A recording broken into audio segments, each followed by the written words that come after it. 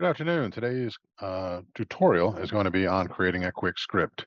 And to do that, you want to go into Devices, grab Machine with Agent here, and hit a Workstation and go into Protect, like you're going to create a backup plan. And we see where it says Script Quick Run, and there is another location I'll show you in a moment where this can be set up and created as well.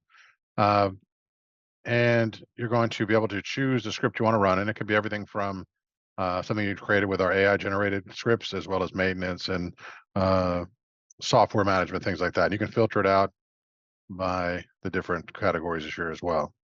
Now, once you do that, you're going to be able to say, I want to use a system account or a currently logged in person, as well as how much time you want it to take so it doesn't affect any other type of resources on the machine. And then just hit run now.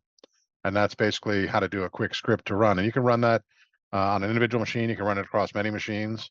We also have the ability down here, as I mentioned earlier, to see where these scripting plans are.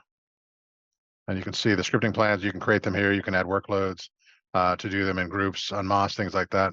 You can also see the script repository. This is where all the scripts are located. These are, I think, there's 42 that are previously done, available to make to do things for whatever you need to do in terms of the abilities they have. And you say create script by using AI, and you can say, hey, I want to find all the applications on a particular machine, or I want to restart the server. And you can choose PowerShell using Windows or Bash for Mac, and then be able to run that as needed across one machine or many machines, like I mentioned before. So that is pretty much that's how easy it is. So if you have any questions, please reach out to us and we can help you out at any time. So have a great rest of the day, and thank you very much.